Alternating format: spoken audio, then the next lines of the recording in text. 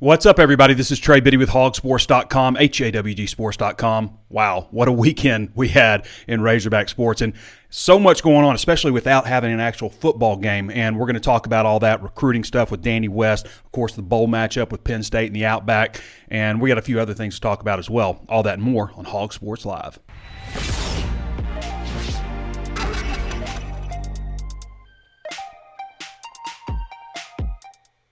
I want to remind you, of course, there's plenty of ways to watch and listen. You can always tune in on Facebook Live. Be sure to subscribe to the page on Facebook and let other people know about it. Also available on YouTube. Subscribe to that channel. Hit the notifications bell so you're notified anytime we upload new videos. And, let other people know about that one as well. Also available on Apple Podcasts. Be sure to throw us that 5-star review if you haven't done so already. We've got some really creative reviews. Maybe we'll get to some of those at the end of the show. Also available on Spotify, Stitcher, anywhere else you can think of to find your favorite podcast. Hog Sports is just $1 right now for your first month. And you can also sign up for free breaking news text alerts and our daily newsletter. Also, just go to HawgSports.com. You'll see it at the upper right-hand side of the page. Okay. Man, there's a lot to get to. So, obviously, first off, Arkansas has been selected to play in the Outback Bowl against the Penn State Nittany Lions. Arkansas has never played Penn State before. First ever matchup. Arkansas doesn't have the best record against Big Ten teams. Haven't played them a whole lot of times. They're just 2-8 all-time versus Big Ten. James Franklin and Penn State, 7-5 overall, 4-5 in Big Ten play, 4th in the East Division. They routed off 5 straight wins to start the season, including a season-opening victory over Wisconsin, 28-20, and a home win over Auburn in Week 3. Don't put up a whole lot of points, 26.25 points per game. That's number 81 nationally. Pretty stout defense, 16.7 points, 16.6 points per game, number 7 nationally. So I'll let you guys read up on that. I'm not just going to go through everything and read off a bunch of numbers. I don't think that's why you guys are here. You can obviously look that up. Curtis Wilkerson has a really great article on Hog Sports called Know the Foe, Hogs to Face Penn State in the Outback Bowl. So go to HawgSports.com and you can read all that breakdown on everything. But I don't hate this matchup. I love that Arkansas is going to Tampa. If you tried to get plane tickets to Tampa last night, you know it was probably pretty brutal. I was looking and I saw it was like $288 to fly out of Tulsa direct on Breeze. And then I looked on there later and it was like $524. And the Allegiant flight, that went out the window very early. That was like $400-something to fly to Tampa. I'm going to be there the whole week. I'm going to go down the 27th, come back the 3rd, but because you got to come back the 3rd. Otherwise, it's like a 21-hour flight back. So you have to come back 2 days after the bowl game. But the Allegiant flight, when I was looking at it, and then I was like, I left and I came back and started booking it, and it was like, oops, something went wrong, and then the return flight's gone. I can't fly back from Tampa on the 3rd. I had to wait till the 7th to do that on Allegiant. So ended up having to fly out of Tulsa. So not my favorite thing in the world, but whatever. So Arkansas is going to go down there on the 26th. Penn State will too. They've got some things planned out. This is a nice bowl game. Now these nicer bowl games, you can always tell you go a little bit longer. It's been since the Belk Bowl since I've been to a bowl game, and we were there for I want to say like 4 days or so before everything started. I remember the Texas Bowl. It was probably like the 29th. I think I left Christmas Day for the Texas Bowl. So a shorter period for some of these bowls. These bowls that are a little bit more prestigious, like the Outback, tend to be like a full week, there 5-6 days at least, and then you got your media hospitality rooms, and they do all those kind of nice things for the media. So I haven't been to the Outback Bowl, obviously. I'm sure you probably haven't either. So looking forward to it. Won't be long. Arkansas will get back to work on Friday. They'll do some hitting with the young guys. They'll do some scrimmaging with the young guys. These first several practices, they get 15 practices. That's what's so valuable about a bowl game versus missing out on a bowl game. 15 practices, really to work with the young guys, because in a large sense, the young players, aside from like a bye week and stuff, they're not like learning Arkansas stuff. They're learning LSU. They're learning Alabama, Missouri.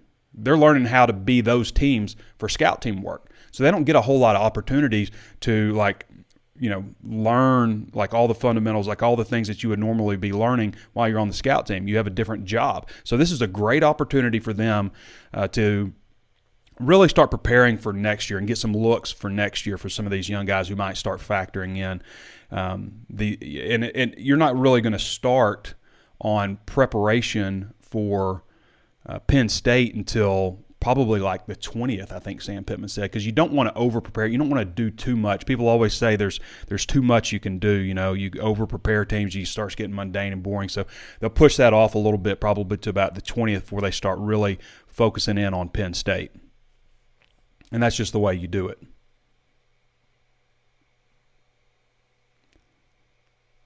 Arkansas finishes 21st in the final college football playoff rankings.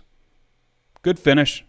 I think a lot of us were thinking maybe they had a chance to get into the top 20, but here's the deal. If they lose the Outback Bowl, then they're probably going to finish outside the top 25. If they win, then they're going to finish in the teens. Do you like the college football playoff rankings? Do you agree with how things shook out? That's another big thing, not related to Arkansas on the big games, but Alabama number one. I don't know that you can argue that. Maybe you can say Michigan deserved to be number one, but Michigan really hasn't been there, and Alabama has year after year. Alabama did something to Georgia that they have not experienced all year. This was supposed to be like a once-in-a-lifetime type of defense that Georgia had, and Alabama, hammered them. Alabama was an underdog for like the first time in like 93 games. Bryce Young was outstanding. Michigan at 2. I believe Michigan deserves to be there. They beat Ohio State. They have one loss to a good Michigan State team. Georgia at 3. Georgia definitely belongs to be in there. Deserves to be in there. They definitely deserve it because what they've done throughout the regular season, and they lost to Alabama. Now, at the same time, I think you could make an argument that maybe you should have to win your conference championship game, but at the same time, the SEC is a notch above everybody. So in most cases, yeah, but not the SEC. The SEC can get 2 in. Cincinnati at 4. I'm glad to see Cincinnati at 4 playing Alabama. This is your time, Group of 5. Put up or shut up. You're playing Alabama, the number 1 ranked team in the country. You got your shot. Let's see how you do. If you do terrible, then you're going to end up like Notre Dame, who's 5.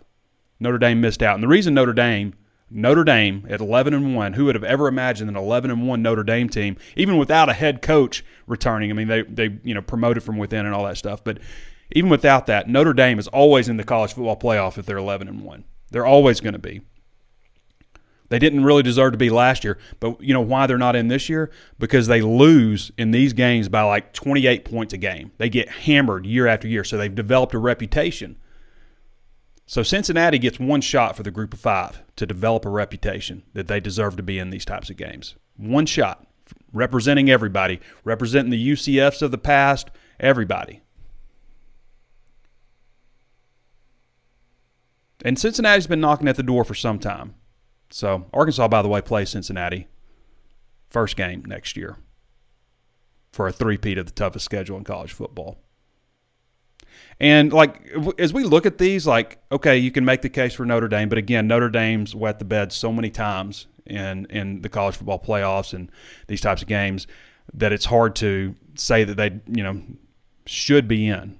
But do we need 12 teams? Or do we need 4 teams? These 4 that I just mentioned, and then you start talking Notre Dame. So Ohio State, 10-2 deserve to be in there. 11-2 Baylor. 10-2 Ole Miss.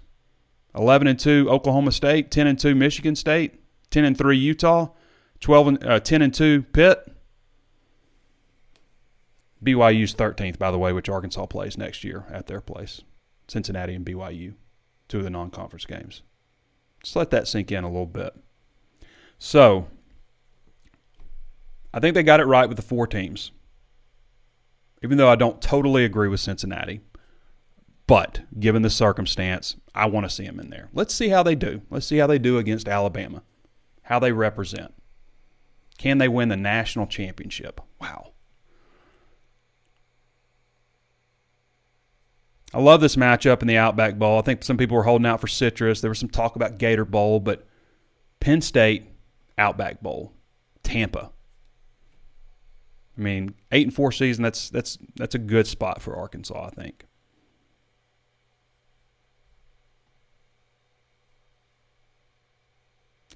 All right.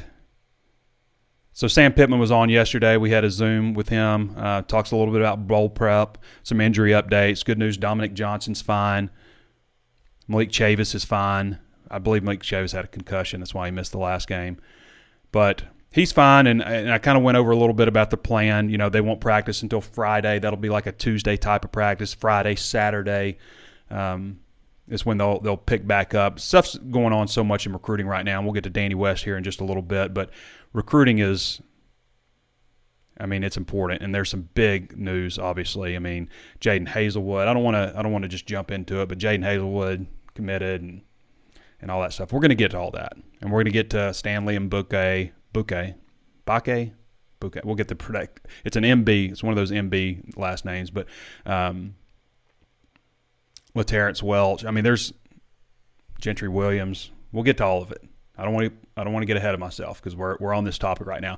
So I asked Sam Pittman about this too because it's such a unique deal with so many players seeking advice from the NFL. You know, you have 9 seniors who have the option of coming back next year. Okay, and you have a few other guys that, you know, you're keeping an eye on. You're keeping an eye on Traylon Burks, who's a third-year, junior, Jalen Catalon, who's a third-year sophomore, and Ricky Stromberg, who's a third-year junior.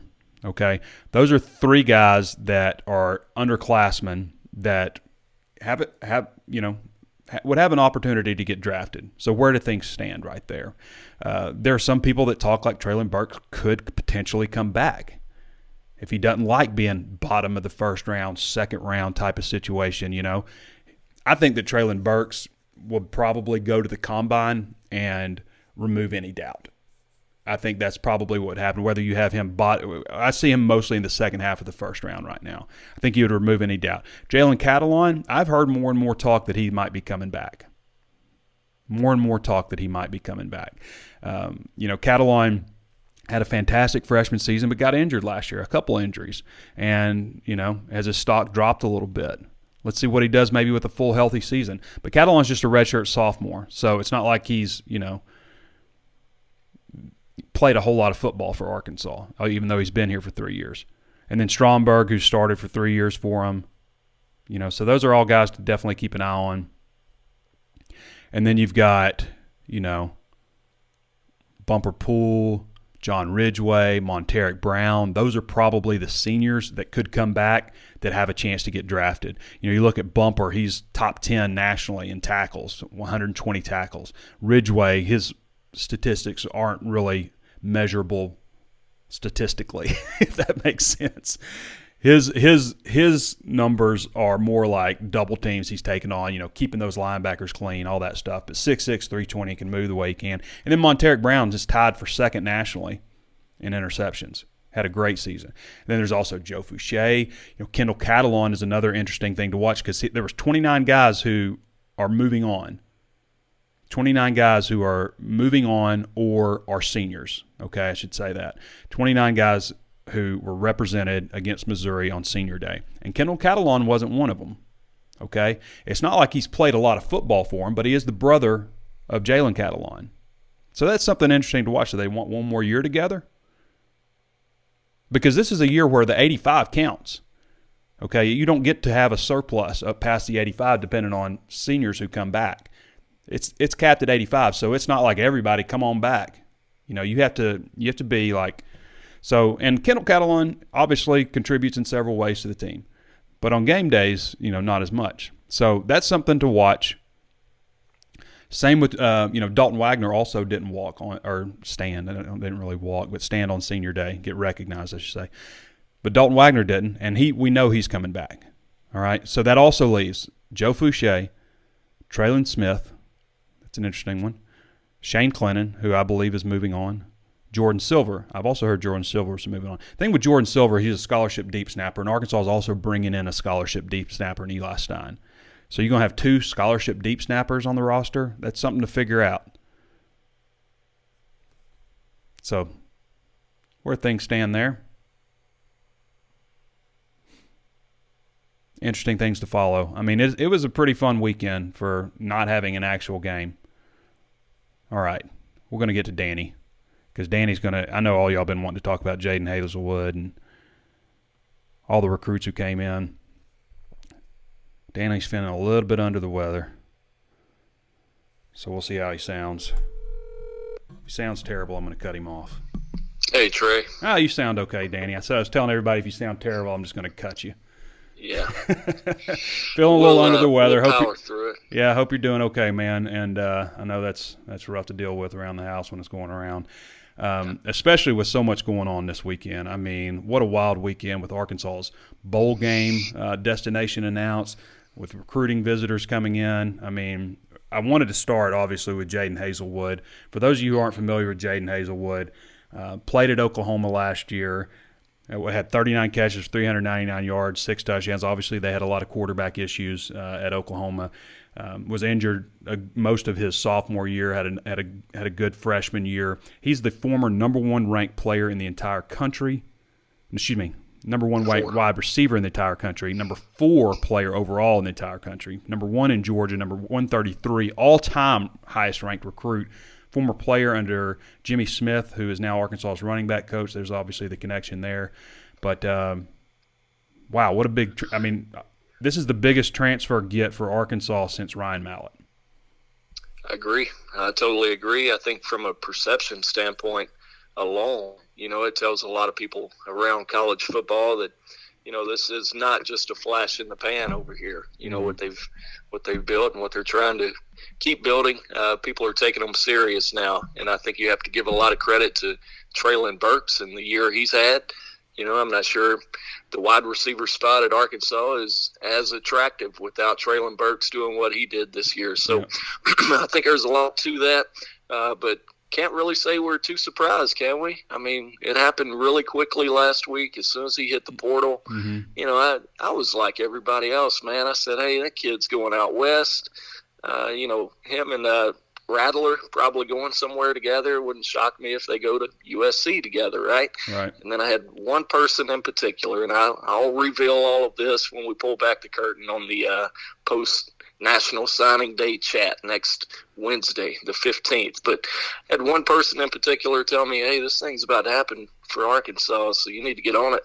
Mm-hmm. I was thinking, I don't know about that. And then you start piecing it together, Trey, with Jimmy Smith. And, I guess it's not too terribly difficult to believe Arkansas does have a great need at wide receiver, not only losing Burks, but Tyson Morris, Davion Warren. Shoot, you even lose Blake Kern. That's 4 of your top 5 current pass catchers right there. So, we probably shouldn't be too surprised when you add all of that together, especially the Jimmy Smith factor. I think that went a long way. Danny West joining us from HawgSports.com, Razorback insider and recruiting analyst, at Danny West 247 on Twitter if you're not following him. And he mentioned the post-National Signing Day chat. It is, people, it's $1 a month right now. Okay, it's $1. You can get in for this whole month of December recruiting for $1, and the post-signing day chat is worth an annual subscription, which is, what is it, about $100 or something. Actually, it's 30% off if you want to go annual right now. 30% off for an annual subscription, and it is worth that alone just to join in on all the behind-the-scenes stuff that happened through recruiting this past calendar year. So. And Arkansas off to a good start next year also, but man, Danny, when you look at this class, I mean. Right now, you've got Samuel Bake. Is that right? Bake, yep. It's we confirmed that over the weekend. Yeah, Bake, 6'3", 205. He's considering Ole Miss, Georgia, Florida, and there's a crystal ball from Steve Wiltfong for Arkansas right now. Oh, that's good. I think Arkansas is sitting in a really good spot as well. Significant change there with Sam as he's now planning to announce on December 15th as opposed to waiting to the All-American game now on January 8th. So he's moved that up a little bit. You can make of that whatever you will, but I we think need a little Arkansas drama, really Danny. That's right. Yeah. We need a little drama for signing day. Go ahead. Yeah. And I'm not saying it's a lock, but he'll definitely have people's attention. I mean, just from the 4-star status alone, people, they seem to really care about those quite a bit. So that'll give you potentially something to look forward to on National Signing Day next week. And, hey, that could go a long way in helping your final ranking, too, yeah. as you well know. I think you had a really good story about it last week. But some of the possibilities still out there for him.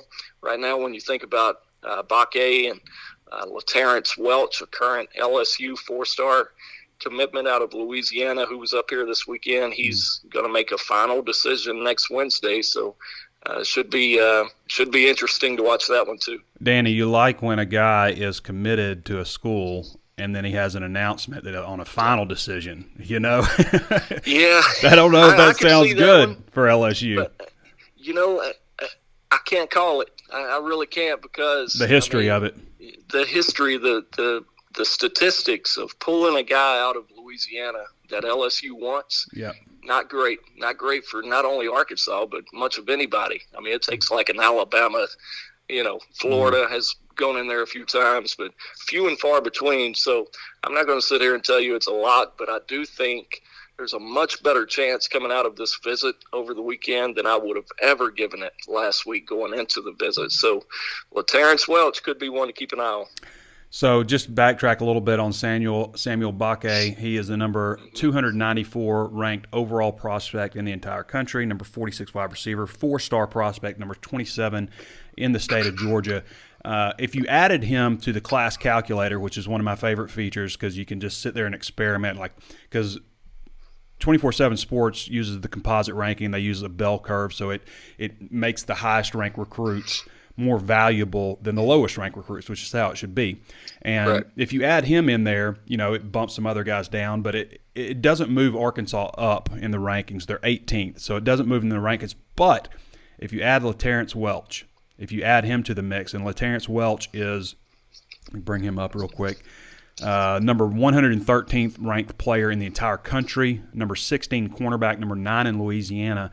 If you add him into the mix for Arkansas's recruiting ranking, it moves them all the way up to, super high, like 13th or somewhere in there. Yeah, 13th nationally. They're already 13th on the 24/7 Sports ranking, which for those of you who aren't familiar, 24/7 Sports does its own individual ranking. Arkansas is 13th nationally in recruiting on that. Okay, they also do the composite where they combine, ESPN, Rivals, 24/7 Sports, and they combine them all into one ranking. And Arkansas is 18th on that. ESPN brings them down a lot because they're like 12th on Rivals and 13th on 24/7. So ESPN does probably the worst job out of all of them, and it's hurting Arkansas's composite score. But if they were to get those two guys, then that boosts them up to 13th, 4th in the SEC on the composite ranking. Arkansas has never been that high. So, and that's if nothing else changes. There's still plenty of recruiting left to go. But right now, Arkansas sits at 18th. They're behind Oklahoma, Kentucky, LSU, Michigan, Missouri. Missouri's 13th right now. They would jump over Missouri for that 13th spot. Well, this is all about two things, Trey, that haven't happened in a long time. You think about the best finish Arkansas has ever had was 18th. That came in 2004, long time ago. It was Coach Nutt, 2004. So you haven't finished in the top 20 since 2009. Those are two more records. Sam Pittman's done a really good job of breaking a lot of records. Those are two more that need to fall if they can pull it off. Now, I'm not going to tell you, I can't sit here and tell you they're definitely going to get those two and they're going to finish 13th and all these good things, but I do think the chances, if you were to luck up on either one of those, possibly both, the chances of at least breaking that top 20 streak are probably pretty good for you, and that's a giant step. Hey, there's a big difference between signing the 24th class in the country and signing like 18th, 19th, right? Yeah. From a perception standpoint, I've always felt that. Yeah, I agree with you. Getting inside that top 20 is a big deal. And there's another guy who came in for an unofficial. Those aren't the only visitors. You can go over the visitors and stuff, but Gentry Williams also came in for an unofficial. What do you think Arkansas's chances are there? For those who don't know, he's a 4-star prospect, ranked number 67 nationally. His teammate is Keywan Parker, who's a 2021 commitment at Arkansas, cornerback. But he's been committed to Oklahoma, and Arkansas has been trying, but do they have a chance of possibly flipping him?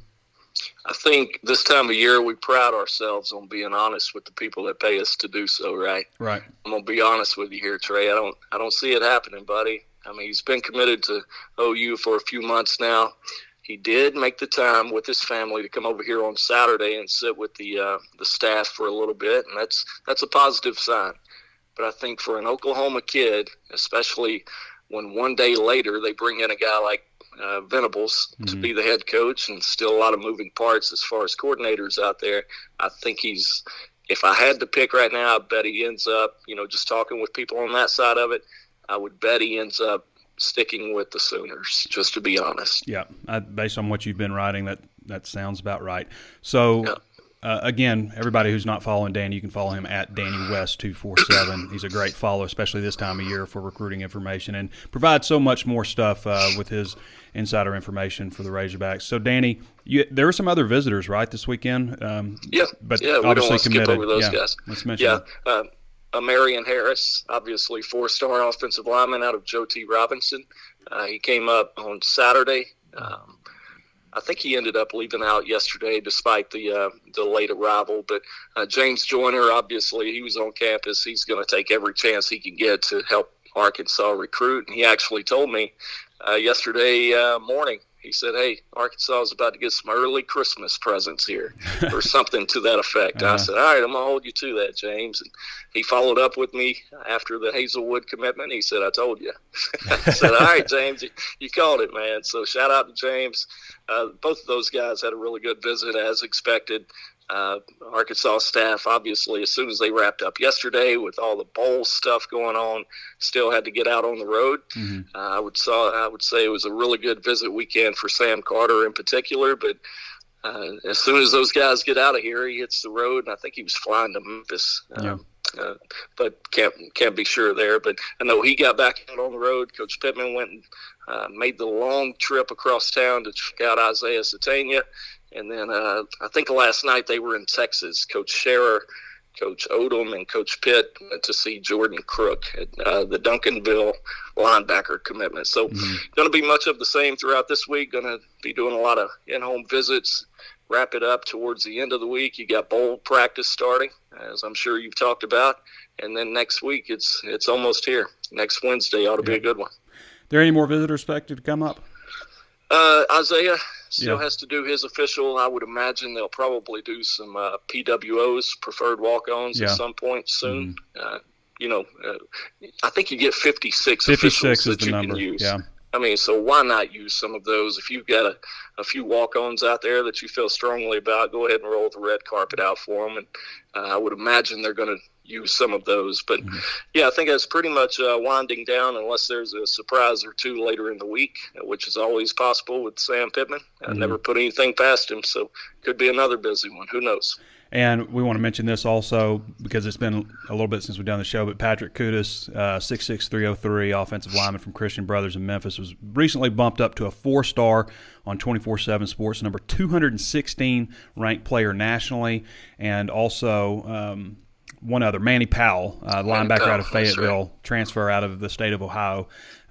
It was bumped up to 4-star status also, number 37th ranked linebacker, number 3 overall prospect in Arkansas. But neither of those are composite 4-stars because their rankings are lower on the other services. But a huge move for Patrick Kudus, he's listed anywhere from 275 to 265, but we know that he's 6'5", but he's 6'6", 303. That's a verified height and weight. That's verified, very recent height. I think those guys always try to get the latest measurables when they get on campus, and he was up here recently, so I feel good about that being true. But you mentioned a couple of guys getting a bump there. Could be a couple more. You think about Jordan Crook, as we just mentioned, the linebacker out of Duncanville. Right. Really, really good senior year, as well as Rashad DeBinion down in Georgia. I think they wrapped up another state championship the other night, and he had an incredible senior year. So I'm not saying both of those guys are going to a 4-star, but any little bit of positive movement helps you at this point. If it's worth a half a point here and there, you take it, because in the end, as you know, that half a point could move you up from number 16 to 15 or 21st to 20, whatever the case may be. Well, if they were to get Welch and Bakke and have a couple of guys bump. will have a couple guys bump here, that might be enough to move them up to 12th over Florida State. I mean, they wouldn't be far behind Florida State, with just those guys, but I mean, it's like a percentage point behind Florida State, so you could even move the top 12. This is just like a perfect scenario, which never seems to happen, right, Danny? The perfect scenario. That sounds like a lot. Sounds like a lot would have to go in Arkansas's way. Hey, I'll tell you what else, Danny, I like about this recruiting class. We've got also a feature on 24/7 Sports you can click on, and it's called the decommitment tab. And if you look at that, and you're used to covering some decommitments every single year. I mean, sometimes as many as a dozen. But there's not any for Arkansas. No player who committed to Arkansas decommitted from Arkansas. And the same is true last year if you look at it, aside from, there's one player, the tight end, quarterback turned tight end. Landon Rogers decommitted briefly and then recommitted. So that kind of doesn't count, but he's listed on the decommits. He's the only blemish on Sam Pittman's head coaching record as a player who decommitted from him. Pretty wild. And over the weekend, he's hosting James Joyner, him and Aaron Outley. I think they let James pick who he wanted to be his host, and he said, "Why not go with my two brothers here? Yeah. I played with these guys at Parkview, so absolutely that worked out." All right, man. Well, Danny, I hope you get to feeling better, and I appreciate you jumping on with us. There's too much to cover to let you go today. I know it. All right, brother. All right, buddy. All right, we'll see you. All right, everybody. That's Danny West. Again, you can follow Danny at Danny West 247. And if you want to read most of his content, it is VIP, so you would need a VIP subscription to read Danny West's information. Okay. Where are we going next? Sam Pittman changed agents. I'd heard about this last week. I was working to confirm it through another source. I like to get two sources. I wasn't able to do it, but Tom Murphy from the Democrat-Gazette first reported this, that Pittman changed his agents to Jimmy Sexton. And one of the reasons that he's doing it, and people don't realize this also. And first of all, everybody hates Jimmy Sexton, right? I would love to have Jimmy Sexton as my agent. He does a great job.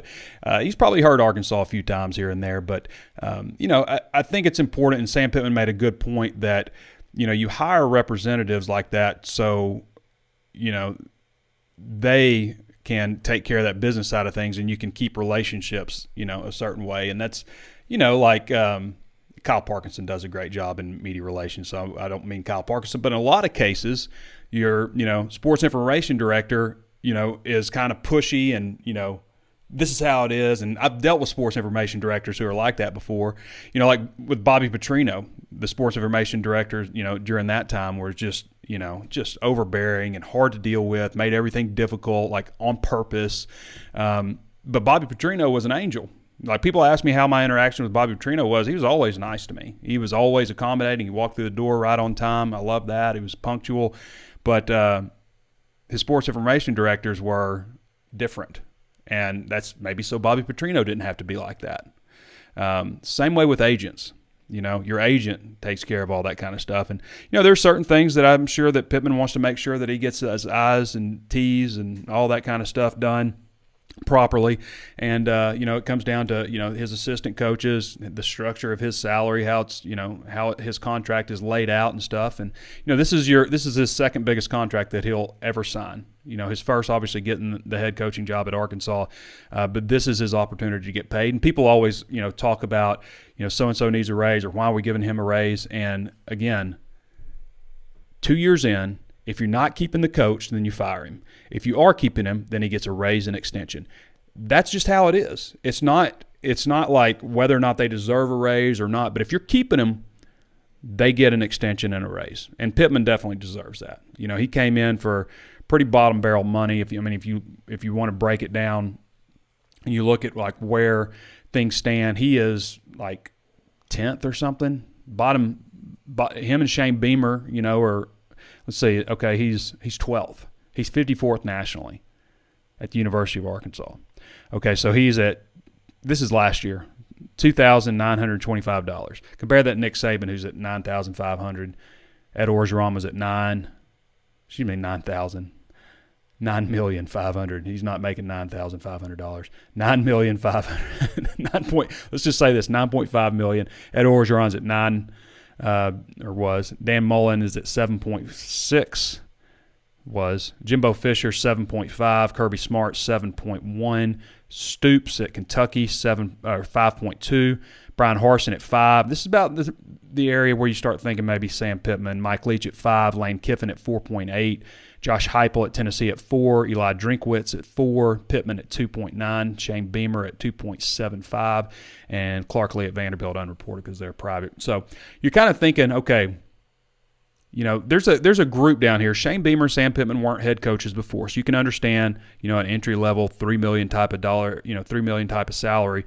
Drinkwitz was a 1-year head coach. Heupel had been a head coach for a few years.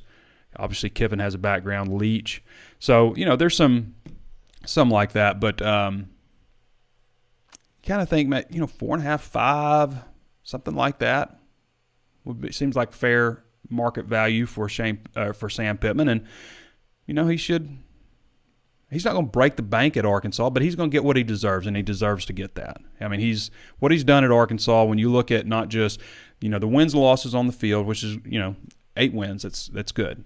That's maybe not where Arkansas ultimately wants to be, but that's a hell of a year, especially when you consider it's the best year in a decade. I mean, and what they've done in recruiting. You look at this year's recruiting class, pretty solid. You don't see the decommits. You don't hear all the crap. Man, there was so much crap that I've heard over the years through the various head coaches, behind-the-scenes stuff that's just ridiculous. And, I don't think it's just because Sam Pittman's shutting it down in terms of, stuff getting out. I just don't think stuff's happening. At least not on the level that it has before, where things just keep leaking out that are just ridiculous. The house is clean. They're winning. People like Arkansas. The vibe is good. Arkansas is hot right now, and it hadn't been hot since, a long time. Even when Petrino was here, recruiting wasn't just taking off to the next level.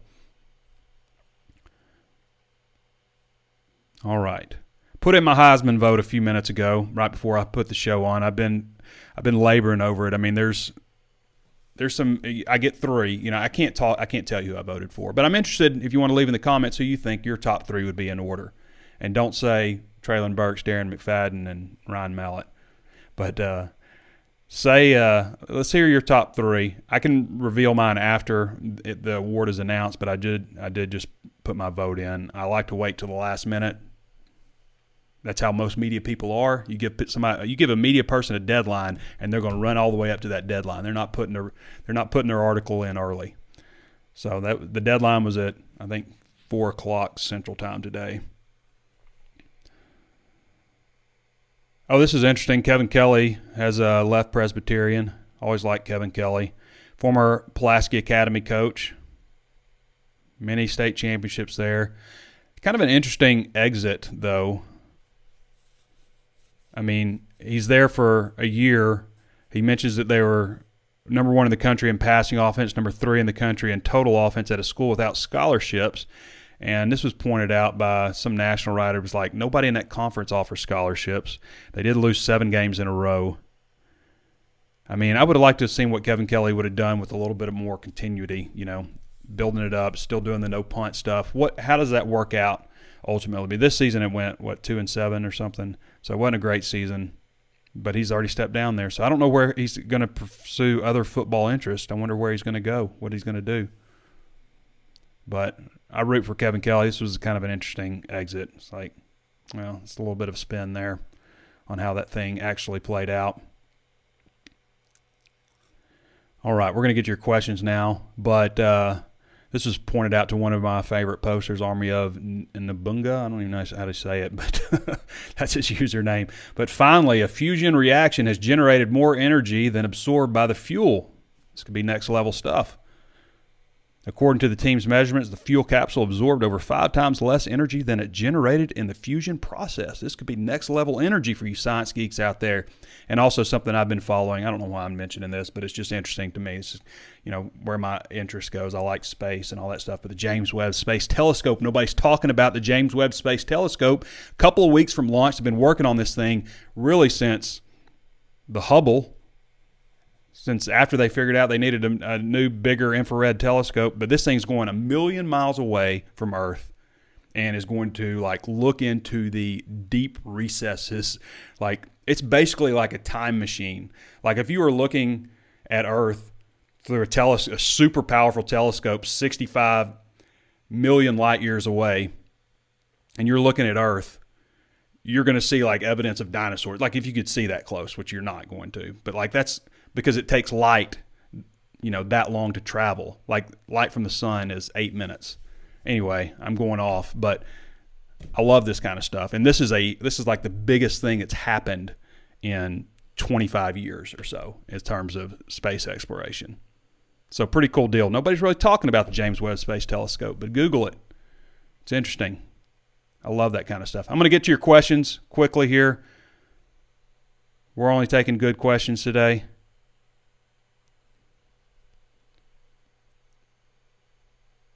Okay. A lot of people saying they're going to be there. Brother Biddy, how do you feel about Sexton getting his paws on Pittman? We talked about that.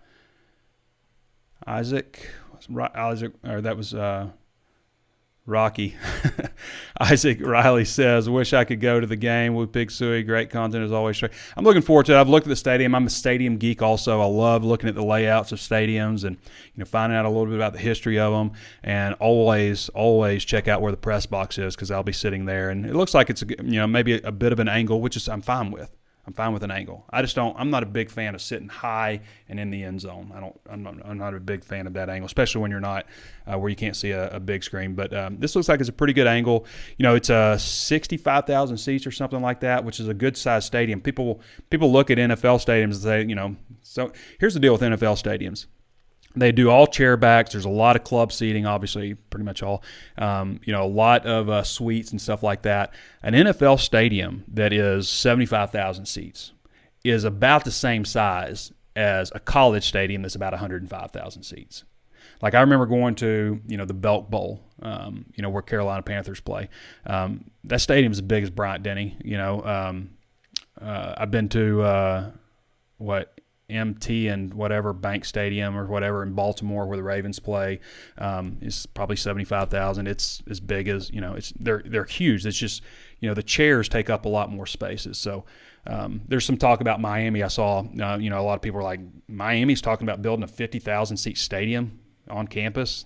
Why so small and stuff? But that's probably not much smaller than Razorback Stadium if they do it the way NFL stadiums do with chairback seating and everything like that and a bunch of suites. Wes Miller says, compared to prior coaches, how is the communication relationship with the media and Coach Pittman 27-4 over Arkansas over Penn State?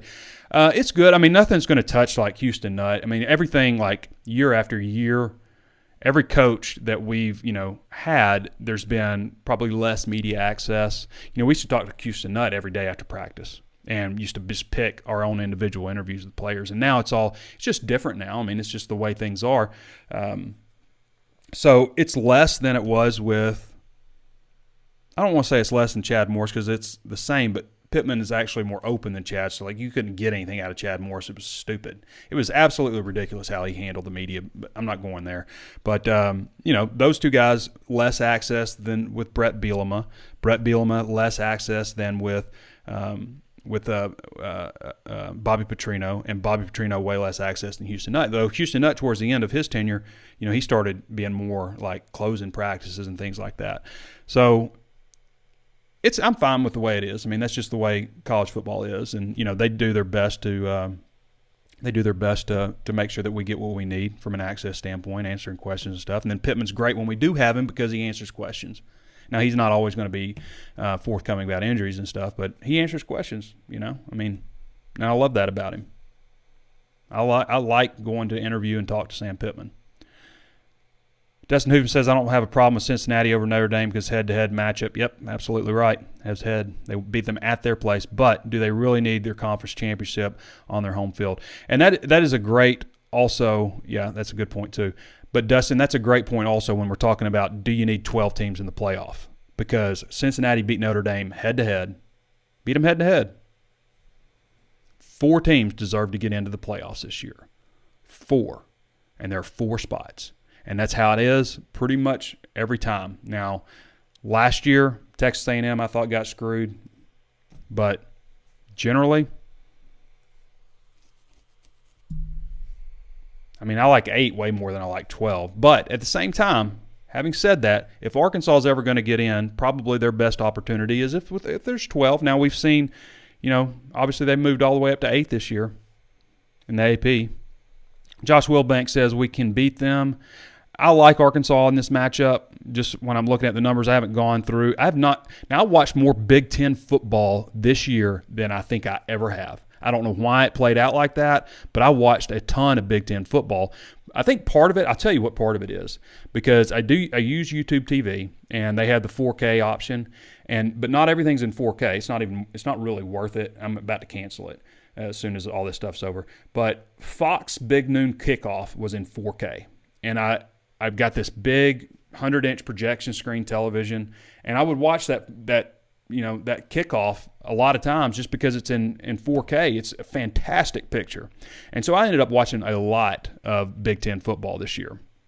And, yeah, more than I ever have. But I don't think I watched Penn State. I might have watched a little bit of highlights or, went back and watched a little bit of Auburn, Penn State. But I think that, Arkansas's game maybe interfered with them that week or something. But I'm going to go back and watch some Penn State games, obviously, see what they got. With Oklahoma receiver transferring and be eligible next season, yes, all transfers, Derek Bates, all transfers are eligible now. There's no sit out a year. So he'll come in and play next year. Wes Miller says, does the Hazelwood commitment seal the deal for Burks to leave? I don't know if it does or not. I again say I think Burks is going pro. I think that's probably a fine and well move for him to do that. If he's going to be a first-round pick, then, hey, man, appreciate you. Good luck to you. Be following you your whole career. Hope you come back to Arkansas when it's all done. But Burks thinks differently. He sees the world differently. I mean, he really does. So who knows? I mean, you talk about like if they have Hazelwood and Burks and KJ next year in the passing game, and Knox and Hudson Henry starts coming on at tight end. I mean, guys. That could be something right there. You get 4 offensive linemen returning as long as Ricky Stromberg comes back, which I think he will. 4 starting offensive linemen come back. I mean, and the running back stable they got, the offense could be something next year, and they're going to need it because, man, that schedule is tough. Kevin Mercer says Burks is the best wide receiver in college football in my books, should be the first wide receiver taken in the draft. And that's my thing too, Kevin. I think, no matter what happens, if he were to go to the combine, obviously he's going to be invited to the combine if he declares. But once he gets there, stock to the roof.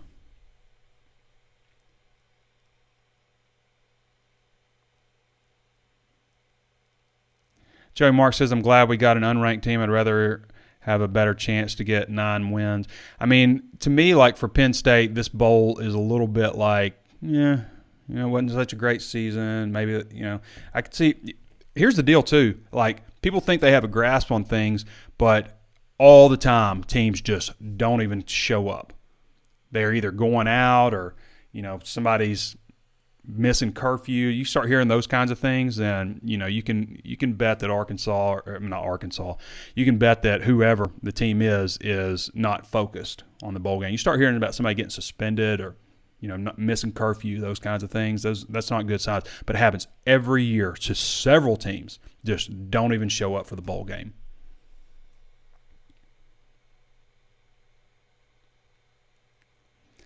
Joey Mark says, why are people complaining about not playing a tougher team? Wasn't our schedule enough? It's Penn State. People are complaining about playing Penn State. Nobody should be complaining about that. That's a great – there will be eyes on this game because of Penn State. A lot of eyes on this game. They will bring attention. David Shaw says he can't wait for the web. I know, and it's going to be a while because it's got to travel literally like 3 times as far as the Earth to the Moon. It's 1,000,000 miles away. And once it's out there, once the James Webb Space Telescope's out there, like the Hubble, they launched it, they figured something was wrong with the lens, they sent some astronauts up to repair it. This thing's not. This thing, the difference in this, so the Hubble's the size of a school bus. This thing is the size of a tennis court. A tennis court. Wild. It's going to be like 100 times stronger than the Hubble. We're going to get some incredible things. We're going to find out all kinds of stuff we had no idea about. Different planets and different galaxies and solar systems. The composition of the planets. maybe how the universe I mean, people think there's all kinds of things, like the very earliest stars and galaxies. I can't wait. Rob Arnold, are we the Bloomin' Onion? Which is better, the Bloomin' Onion or the Awesome Blossom? Chili's. Which came first, the Bloomin' Onion or the Awesome Blossom? It's pretty much the same thing. Marcus Brown says, will Catalan be ready for the bowl game? No, his season's over. Aaron Anderson says, in the off chance that Burks does decide to stay, our offense would be crazy. It would be. I mean, like, it would lift KJ Jefferson's draft stock, I would think, too. Those guys are roommates also. Considering Hornsby still has a lot to prove being a reliable backup, do you see any chance Pittman entertaining any quarterback trend? I don't think so. They've got some candidates there. I mean, they've got some scholarship quarterbacks with some promise. Cade Renfro's another one who I think will probably end up going on scholarship, and Lucas Coley. But as far as entertaining transfer portal quarterback, I just don't know that makes sense for Arkansas considering the other things they need to address. They need to look at defensive line, need to look at linebacker, possibly defensive backfield. I mean, there's some areas of need, obviously. And they don't have a whole lot of spots. It's not like they can just bring on as many super seniors as they want. Patrick Germany says, do you think Burks will play in the bowl game since he's more than guaranteed a lottery? I think Burks will, just being the kind of guy he is. I don't know. I guess I haven't heard anything about somebody opting out, but players, I guess players do that nowadays. I don't think Burks will. Jesse Bryan Cox says, do you know of anyone looking at transfer defense? Do you know if we're looking at any transfer defense? I think they will. I think they will. But right now, I don't know that that's the prime focus for him. Marcus Brown says Burks is a second rounder. Do you think he will return? No. I think if he starts here in second round, that might change his mind, but I don't think that's where he's going to be. Jason McFadden says, can Hazelwood play in the Outback Bowl for Arkansas? I don't think so. Bryce Young said C.J. Stroud, Will Anderson. Would it be Greg Tidwell's Heisman votes? Marcus Brown says, how many defensive players return after this year if you know at this moment? Well, it's tricky because there's so many that could possibly come back. The guys who will definitely be back are, in terms of starters, Chavis, Slusher, Ladarius Bishop and or Hudson Clark. No linebackers are guaranteed to be back. Bumper Pool could come back. Monteric Brown at cornerback could come back. Defensive line, your whole starting defensive line could be gone, or Ridgeway could come back. But the other two guys are gone. So Marcus Brown says Bryce Young will win the Heisman. He's definitely the Vegas favorite. Philip Doolin says I like 6 with top 2 getting a bye. What? Matt Thompson says, with Jaden Johnson's size, do you think he will be considered a linebacker position next year? No, I think he's a perfect fit for that hybrid spot, especially when you want to go a little bit bigger there because he can run and cover. He's 6'2", 220, so it's kind of like having a linebacker who can run and cover. So, no, I think I think the nickel's a great spot for him. He did play some safety later in the season, though. David Staver says, heard there's 7-figure NIL deal in the works for Burks to stay his senior year. I've heard that too. But we'll see. We'll see if there's any truth to that. That sounds very rumorish. Will Lennox says, you think Isaiah Satania has a chance to be a big part of the offense next year? I think he has a chance to contribute, yeah. Now, freshman wide receivers don't always just explode out onto the scene right off the bat, but I think Satania absolutely can contribute for him next year. Aubrey Ziegler says, so 4-0 line coming back, what about St. John and Crawford? Did they make a move to the starting lineup? I think they'll battle. I mean, St. John is, he was pretty much the backup left tackle, So, but you could also have, Brady Latham moving to tackle and Luke Jones moving up, So Luke Jones started a lot of games for him this past year. Matt Thompson says, will Arkansas pursue Luke Hotz with 3 tight end commitments on board? I kind of got to think that they're good at tight end. for this class. I don't know that there's a lot of – wait, Luke Hotz, what year is he? Why am I spacing? I know that name, but I'm spacing on him for some reason. I'm not going to spend time looking it up. I'm sorry, Matt. I think I would – I don't know that they need a tight end in this class. Is he this class, though? I think I would have liked to play Clemson. I don't know. Clemson's looks like they got it figured out there towards the end of the season. Grant Barnett says Rocket to wide receiver if Berkeley. No, I like Rocket at running back and still using him in wide receiver role. You still got Keatron Jackson, too, who's got a good future.